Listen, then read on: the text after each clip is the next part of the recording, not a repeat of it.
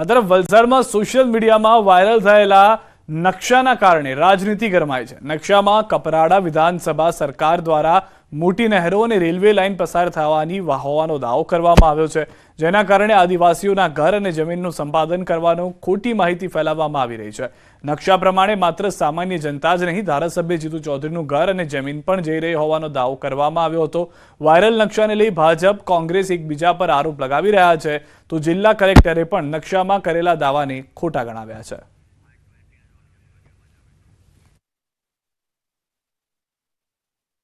આખા વિસ્તાર ઘરના ઘર અને જંગલના જંગલ એના અંદર જવાનું છે, એ રીતે ખોટી માહિતી આપીને સરકાર સામેથી એમ કહે છે કે અને બજેટ જેને કહી શકાય કે નાણામંત્રી તો ગુજરાતનો વલસાડની અંદર છે, કોઈ પણ વસ્તુ કરવા માટે નાણામંત્રી જોગવાઈ કરે તો કોઈ પણ વસ્તુ થઈ શકે, ત્યારે આવા બોગસ નકશા બનાવીને પ્રજાને ગેરમાર્ગે દોરવા માટેનો પ્રયત્ન થઈ રહ્યો છે।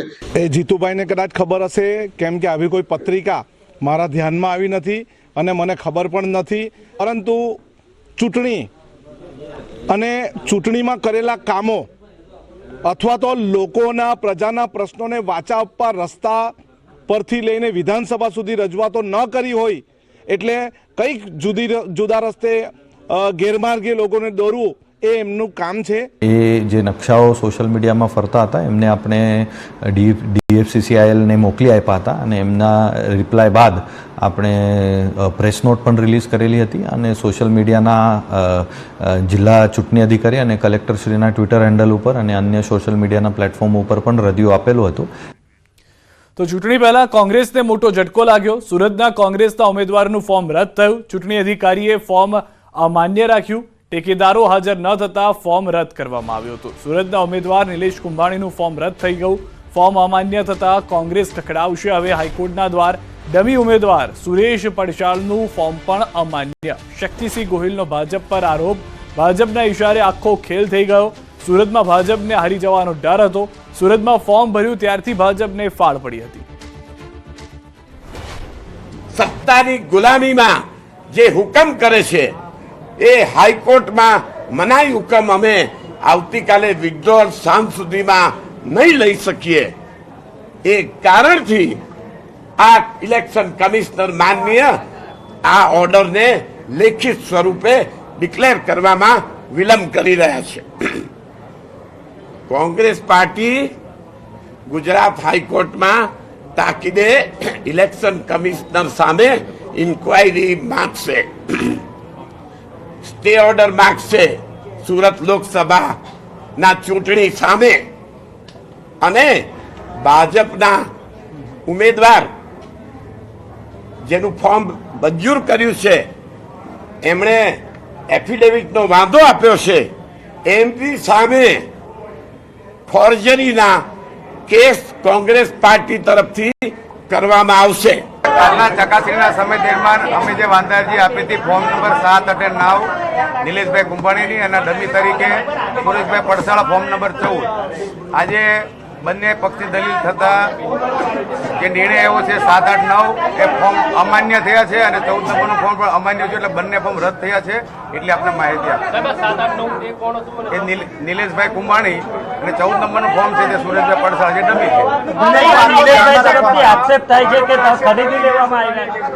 નહીં એવું કઈ નથી। હું મુકેશભાઈ દલાલ ભારતીય જનતા પાર્ટીના ઉમેદવારનો ચૂંટણી એજન્ટ છું અને ચકાસણી દરમિયાન હું હાજર હતો।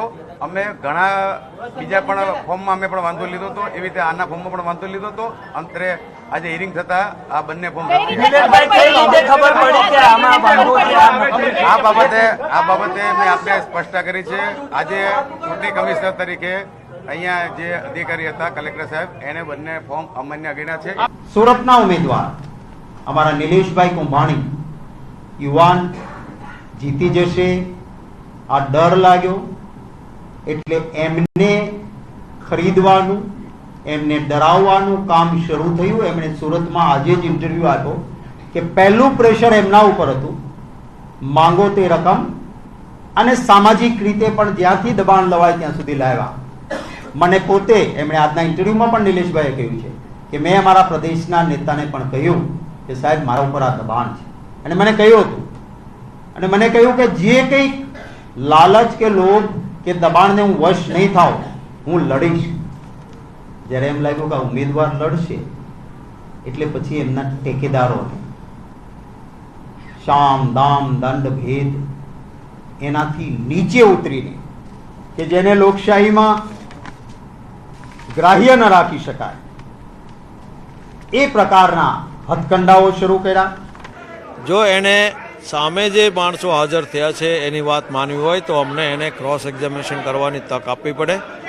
અને જે આ 4 વ્યક્તિઓ અપરાધ છે, પોલીસમાં ફરિયાદ આપી છે, એમણે પોતે પણ કાલે પોલીસ કમિશનરને જાણ કરવાનો પ્રયત્ન કર્યો હતો.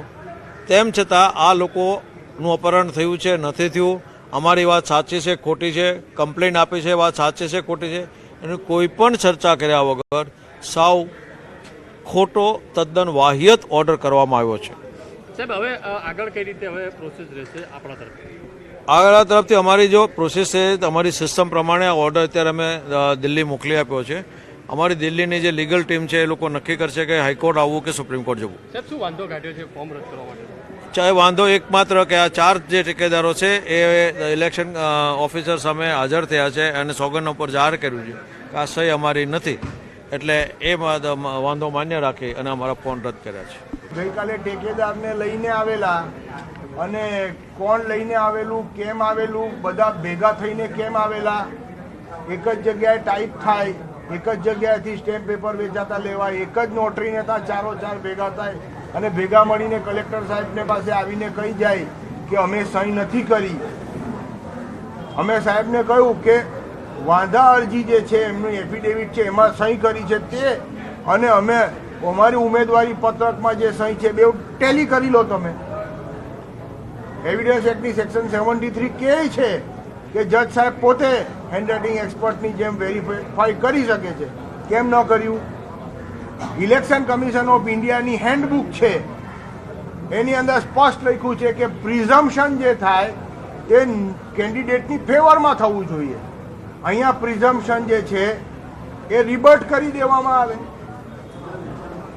શું મતલબ છે? અમરેલીથી પણ કોંગ્રેસને રાહતના સમાચાર મળ્યા. અમરેલી લોકસભા બેઠકના કોંગ્રેસના ઉમેદવાર જેનીબેન ઠુમ્મરનું ઉમેદવારી પત્ર માન્ય રખાયું છે. ઉમેદવારી પત્રમાં કેટલીક વિગતો છુપાવવામાં આવી હોવાનો આક્ષેપ સાથે ભાજપે કરેલી વાંધા અરજીની સુનાવણીમાં જેની ઠુમ્મરની ઉમેદવારી યોગ્ય હોવાનું જાહેર થતાં કોંગ્રેસને રાહત મળી છે.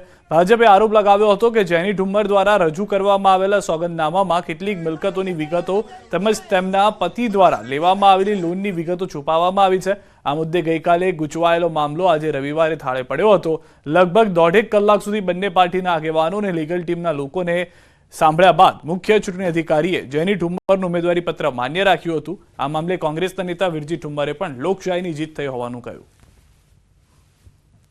આજે વિસ્તૃત રીતે વાંધાઓ સાંભળવામાં આવેલા છે અને ત્યારબાદ સંપૂર્ણ છણાવટ કરી અને રિટર્નિંગ અધિકારીશ્રીએ પોતાના કારણો સાથે જેનીબેન ઠુમ્મરનું અમરેલી સંસદીય મત વિસ્તાર માટેનું ઇન્ડિયન નેશનલ